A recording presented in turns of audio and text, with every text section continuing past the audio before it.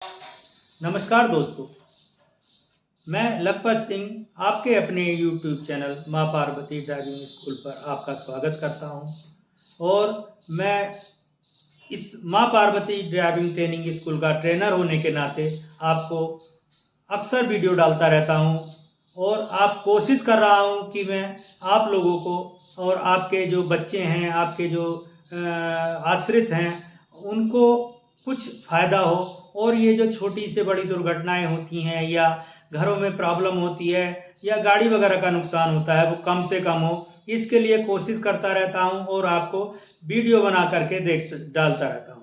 दोस्तों, मेरा कोई स्टूडियो नहीं है, मैं तो आपको जैसा वीडियो होता है वैसा ही डाल देता हूँ।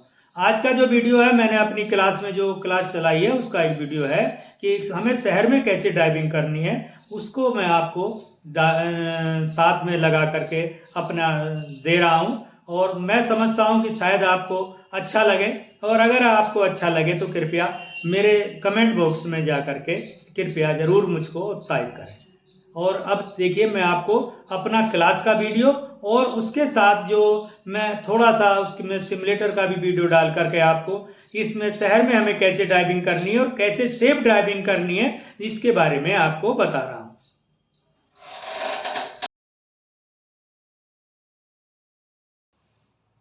Good morning everyone. दोस्तों, आज का जो टॉपिक है वो हमारा है कि शहर की सीमा में हम कैसे गाड़ी चलाएं। जहां से हमारा शहर शुरू हो जाता है वहां से हमें गाड़ी चलाने के लिए विशेष सावधानी बरतनी पड़ती है। उसके दो चीजें होती हैं, एक तो आप कहीं से शहर में एंट्री कर रहे हैं तो शहर की सीमा के अंदर आ गए तो आपको विशेष सावधानी बरतते हुए अपनी गाड़ी को चलाना होगा।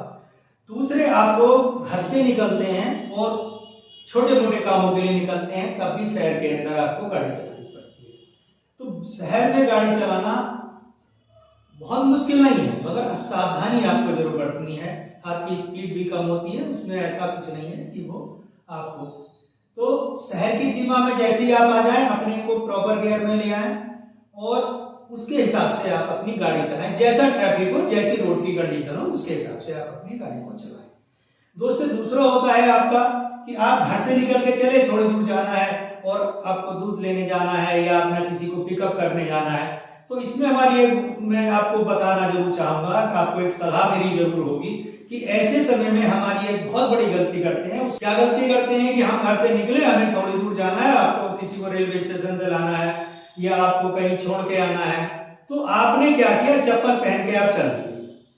चप्पल पहन के घर से ना निकले, क्योंकि चप्पल पहन के चलाना गाड़ी को शहर में बहुत खतरनाक होता है। चलिए अब बात करते हैं टॉपिक की, कैसे किस किस तरह के हमारे जो शहर के अंदर हमें किस किस तरह का ट्रैफिक मिलता है या शहर की सड़कों की कंडीशन या वहां के जो आबादी है। बहुत जरूरी है कि आबादी वहां पर कितनी है और कैसी वहां पर आबादी है, और उसको आपको बहुत ध्यान रखना पड़ता है। तो इसमें हमारे तीन तरह की हमारे कंडीशनों को हमें जो है मैं झेलना कहूँ या हमें तीन तरह की कंडीशनों का सामना करना पड़ता है। पहली कंडीशन क्या होती है कि आपका जो ट्रैफिक है वो ट्रैफिक चल रहा है, शहर के अंदर जाम लगा, उसमें आप चल रहे हैं, तो अपनी गाड़ी को पहले गियर में डाल लें और अपनी गाड़ी की जो दूरी है आगे वाली गाड़ी से, अगर आपकी गाड़ी बहुत धीमे पहले गियर में चल रही है तो आप लगभग 5 से 10 मीटर की दूरी बना के रखें, क्योंकि अगर ज्यादा दूरी बना के रखेंगे तो कोई और घुस जाएगा। लगभग एक गाड़ी की दूरी बना के रखें और अपना पैर एक्सीलेटर और ब्रेक के बीच में रखें। टेढ़ा करके एक्सीलेटर को चलाएं और उसको घुमा करके ब्रेक लगा सकते हैं पंजे से। मैं इसके लिए आपको मना करता हूं, मगर यहाँ हमें ब्रेक की क्वालिटी की जरूरत नहीं पड़ती, इसलिए सिर्फ यहाँ पर ही आप इस तरह से बीच में पैर रख करके एक्सीलेटर और ब्रेक को चला सकते हैं। अन्यथा जब भी आपको ब्रेक की क्वालिटी की जरूरत होती है तब आप इसको सीधे एक्सीलेटर पर उसके ठीक सामने पैर रखते हैं और उठा करके ब्रेक को दबाते हैं। यही मैं आपको हमेशा सलाह देता हूँ, मगर यहाँ आप ऐसा कर सकते हैं। अब आगे वाली गाड़ी है, आपने उसको गाड़ी जैसे रुकी, उसकी लाइटें जली, आपने क्लच दबाया और ब्रेक लगा दिया, फिर एक्सीलेटर दे दिया, तो आपको क्या है कि आपका पहली कंडीशन, इसमें कोई बहुत मुश्किल नहीं है, मगर अपना सेफ डिस्टेंस बना के चले और आपस में बात करते हुए लापरवाही से न चलाएं, सावधानी बहुत बरतनी पड़ेगी आपको। दूसरी कंडीशन क्या होती है कि आपका ट्रैफिक चल रहा है और लगातार चल रहा है, कम स्पीड है। स्पीड कितनी है उसकी? ज्यादा से ज्यादा 20 से 30 किलोमीटर, 20 से 30 किलोमीटर प्रति घंटा, किलोमीटर बराबर। तो ऐसे में हम क्या करेंगे, अपनी गाड़ी को दूसरे गियर में चलाएंगे और दूसरे गियर में चलाने के लिए हम अपनी स्पीड के हिसाब से, जो आपकी स्पीड है उसी के हिसाब से उतने फुट की दूरी बना लेंगे। मान लो आप 20 की स्पीड पर है तो 20 फुट दूरी लगभग आपको अंदाजा लेना होता है। और अगर 30-25 चल रहे हैं तो 25 फुट अंदाज से आप इतनी दूरी बना करके चलें। और अपनी गाड़ी को यहां पर हम लोग जो एक काम करते हैं, उसके लिए मैं आपको रोकना चाहूंगा, हमारा इससे एवरेज बहुत खराब होता है। तो हम क्या करते हैं कि बार बार सडन एक्सीलेटर देते हैं, तो आराम से एक्सीलेटर दें और गाड़ी को एक्सीलेटर से कंट्रोल करें। अपनी गाड़ी की स्पीड जो है 20 से 30 के बीच में जो है, जैसे आगे वाली गाड़ी चल रही है उससे दूरी बना करके अपनी स्पीड को एक्सीलेटर से कंट्रोल करें। और एक्सीलेटर से कंट्रोल करने के बाद जैसे ही आगे वाली गाड़ी का ब्रेक लगता है तो आपको दिखाई देता है उसकी स्टॉप लाइट जलेगी, तो उसकी स्टॉप लाइट को देखते हुए चले। जैसे ही उसकी स्टॉप लाइट जले अपना स्पीड को कम कर लें। अब उसकी स्पीड को कम करके उसकी स्पीड के हिसाब से अपनी दूरी बना के रखें। और अगर वो फिर भी नहीं चला है तो आप पहले आपने एक्सीलेटर कम किया, उसके बाद जब नजदीक पहुंचते पहुंचते आप क्लच दबा लें। ब्रेक तभी दबाएं जब उसके टायर दिखने बंद हो जाए। मतलब आप, मेरा कहने का मतलब, आप जब तक आप स्लो में चल रहे हैं, 20 की स्पीड लगभग चल रहे हैं और उसके टायर दिखने बंद हो रहे हैं, तो आप तुरंत उसको पहले उसका ब्रेक लगा दें। मतलब इससे आप, ये आपका सफिशिएंट डिस्टेंस होता है कि आप उसकी जो उसके जब तक टायर दिख रहे हैं आप 20 की 18 की स्पीड पर तब तक ब्रेक लगा के गाड़ी को रोक सकते हैं। मगर इसमें आप ब्रेक की क्वालिटी आपको जरूर चाहिए, उसके लिए आप एक्सीलेटर के ठीक सामने ब्रेक रखें, वहीं से पैर उठा करके अपने ब्रेक को दबाएं। तो बार बार इसमें क्या होता है कि आपने एकदम से रेस दी तो दूरी जो घटने लगी और आपको फिर ब्रेक लगाया, फिर एक्सीलेटर पर पैर रखा, फिर ब्रेक लगाया। तो इसमें मेरा जो आपको नई बात कुछ नहीं है, मेरा सिद्धांत आपको यह है कि आप पहले अपनी गाड़ी का एक्सीलेटर से कंट्रोल करें।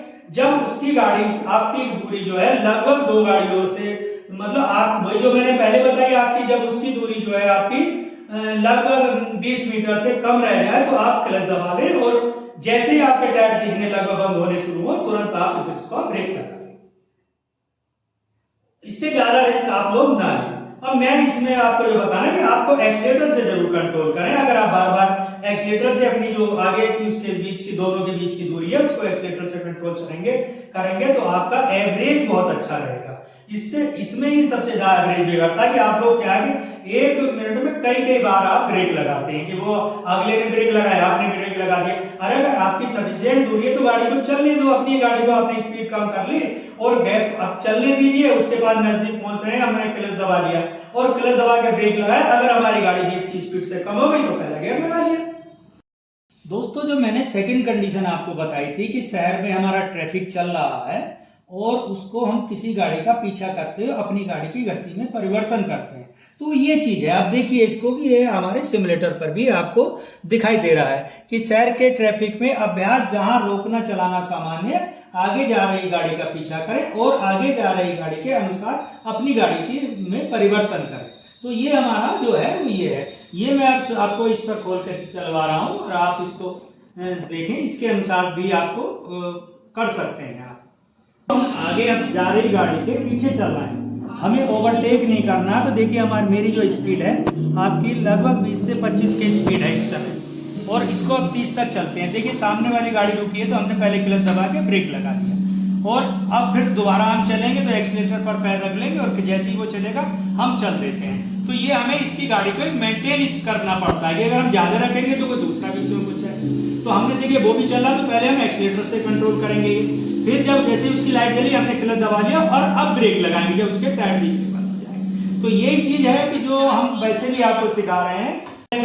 तीसरी कंडीशन हमारी क्या होती है, जिसको हमें ट्रैफिक नहीं, कम ट्रैफिक दिखा रहा है और हमारी गाड़ी है तो उसमें हम एक गलती कर लेते हैं कि जैसे हमें दिखाई दिया कि ट्रैफिक हमारा कम है तो हम अपनी स्पीड को बहुत ज्यादा बढ़ा लेते हैं।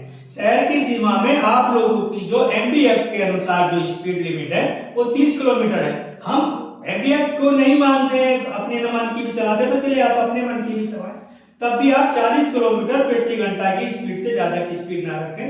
अब 40 किलोमीटर प्रति घंटा की अगर आप स्पीड रखेंगे तब तक ही आपका इमरजेंसी ब्रेक लग सकता है।